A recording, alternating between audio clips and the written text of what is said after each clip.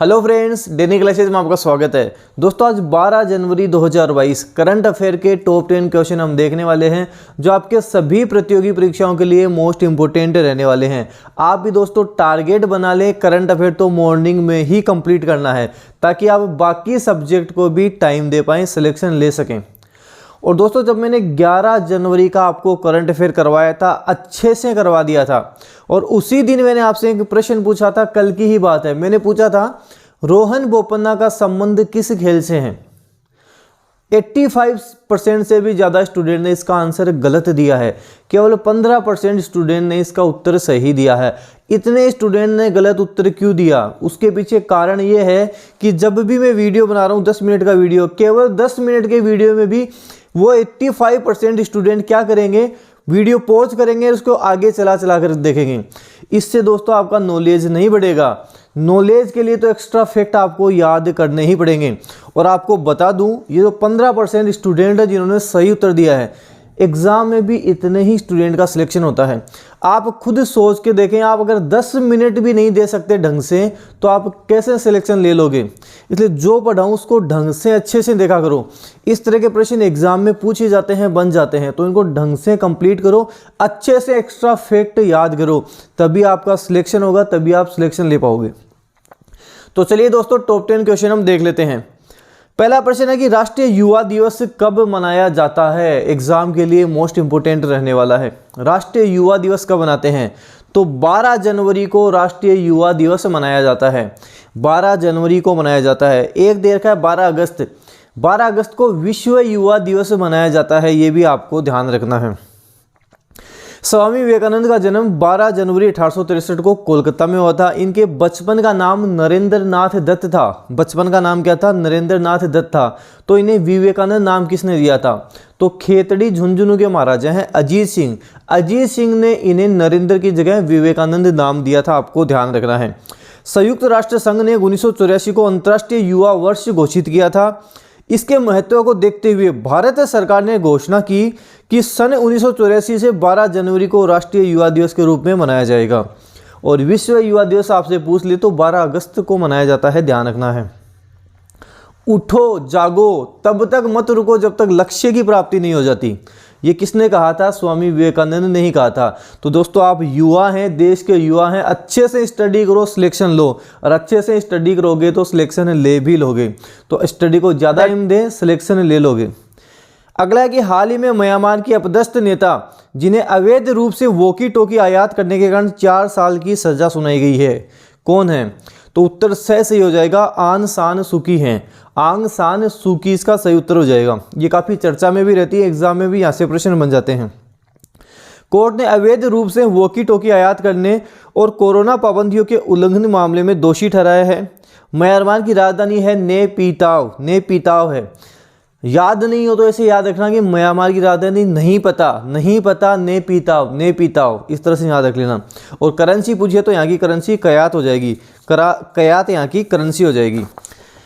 अगला है कि हाल ही में चर्चा में रहा गांधी सागर बांध किस जिले में है।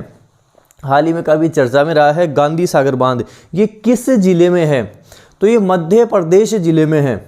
चंबल नदी पर दोस्तों 100 किलोमीटर में 4 बांध बने हुए हैं। गांधी सागर बांध, राणा प्रताप सागर बांध, जवाहर सागर और कोटा बैराज, जिसमें से गांधी सागर मध्य प्रदेश में है, बाकी तीनों राजस्थान में हैं, आपको ध्यान रखना है। तो मध्य प्रदेश के मंदसौर जिले में चंबल नदी पर यह बांध बना हुआ है। बांध के जल बहाव क्षेत्र में गहरे गड्ढे हो गए हैं, इसलिए चर्चा में रहा है ये बांध कभी भी टूट सकता है। तो ये डिटेल भी आपको ध्यान रखनी है।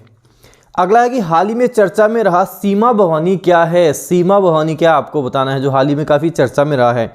तो ये बीएसएफ महिला बाइकर टीम है, बीएसएफ महिला बाइकर टीम है।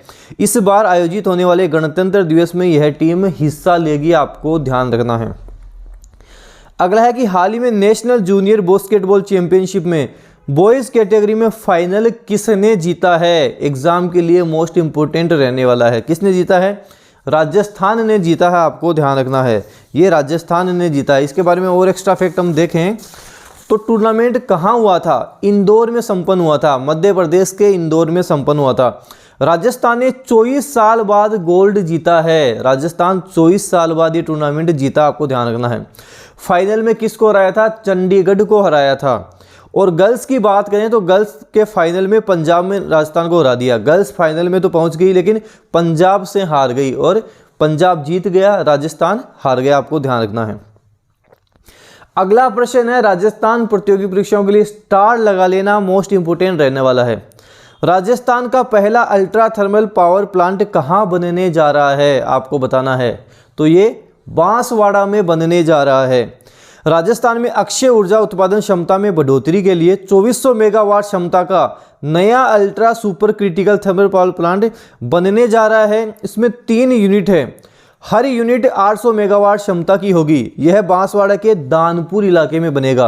बांसवाड़ा में दानपुर में बनेगा, ये भी आपको ध्यान रखना है। अगला प्रश्न है, हाल ही में भारत रत्न डॉक्टर अंबेडकर पुरस्कार 2021 से किसे सम्मानित किया गया है? किसे किया गया है? हर्षाली मल्होत्रा को किया गया है। ऑप्शन बी सही हो जाएगा, हर्षाली मल्होत्रा। कौन है? बजरंगी भाईजान मूवी आपने देखी होगी, उसमें जिसने मुन्नी का किरदार किया था ये वही हैं। बजरंगी भाईजान में मुन्नी का किरदार निभाया था। महाराष्ट्र के राज्यपाल भगत सिंह कोश्यारी ने इन्हें यह पुरस्कार प्रदान किया, आपको ध्यान रखना है। अगला प्रश्न है, Ratan N Tata the authorised biography पुस्तक को किसने लिखा है, आपको बताना है। तो डॉक्टर थॉमस मैथ्यू ने लिखा है। उत्तर से सही हो जाएगा, डॉक्टर थॉमस मैथ्यू ने इस पुस्तक को लिखा है, आपको ध्यान रखना है। अगला प्रश्न है, हाल ही में राष्ट्रीय मानव तस्करी जागरूकता दिवस 2022 कब मनाया गया है? राष्ट्रीय मानव तस्करी जागरूकता दिवस कब मनाया गया है? 11 जनवरी को मनाया गया, आपको ध्यान रखना है। उत्तर ऐसे ही हो जाएगा 11 जनवरी। 12 जनवरी को क्या मनाते हैं? राष्ट्रीय युवा दिवस मनाते हैं, तो ये भी आपको ध्यान रखना है। उत्तर ए इसका सही होगा। अगला कि 2023 में कौन सा देश पहली बार G20 शिखर सम्मेलन की मेजबानी करेगा? 2023 में पहली बार करने जा रहा है। कौन करेगा? भारत करेगा। भारत करेगा। कहाँ होगा? प्रगति मैदान दिल्ली में होगा और भारत मेजबानी करने जा रहा है, ध्यान रखना, इंपॉर्टेंट है।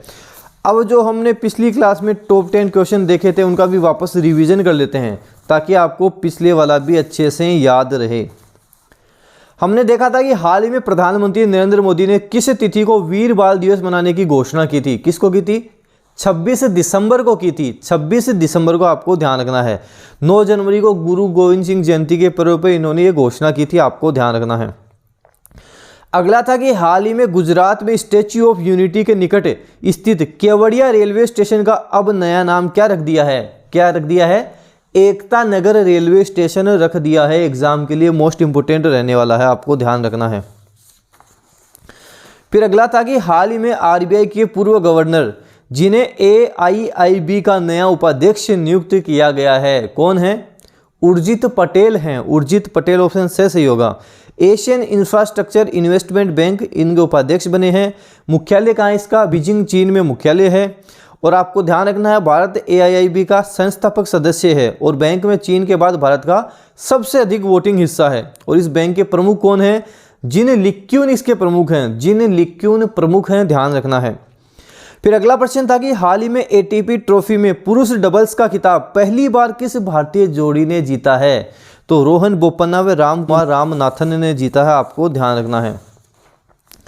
और अगला था, हाल ही में न्यूयॉर्क के 5 स्टार होटल मैंडरिन ओरिएंटल को 729 करोड़ रुपए में किसने खरीदा है? मुकेश अंबानी ने खरीदा है। ऑप्शन 10 सही हो जाएगा, मुकेश अंबानी। अगला प्रश्न है जो राजस्थान प्रतियोगी परीक्षाओं के लिए मोस्ट इंपोर्टेंट है, एग्जाम में पूछा जाएगा। हाल ही में राजस्थान का पहला मंदिर कौन सा बन गया है जिसका प्रसाद अब डाकघर के माध्यम से घर पहुंचेगा?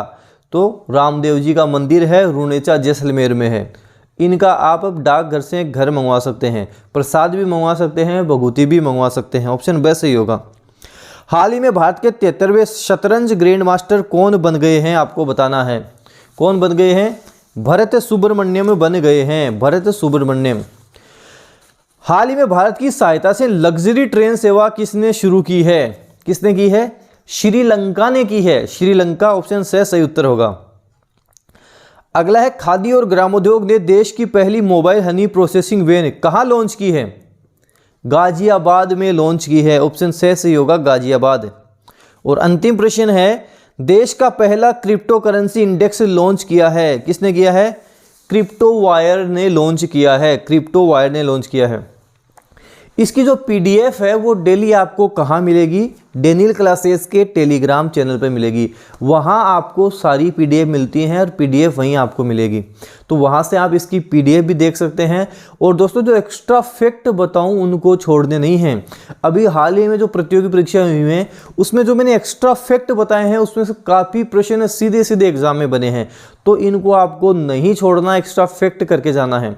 साथ साथ आप वीडियो को जितना हो सके आपके फ्रेंड्स में शेयर करें। सबको पता लगना चाहिए कि हर सुबह 7 बजे आप करंट अफेयर्स की क्लास से कहाँ ले सकते हैं, तो उनको शेयर करें, वीडियो लाइक करें।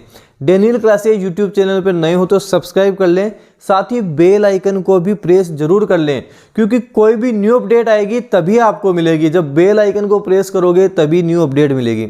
धन्यवाद।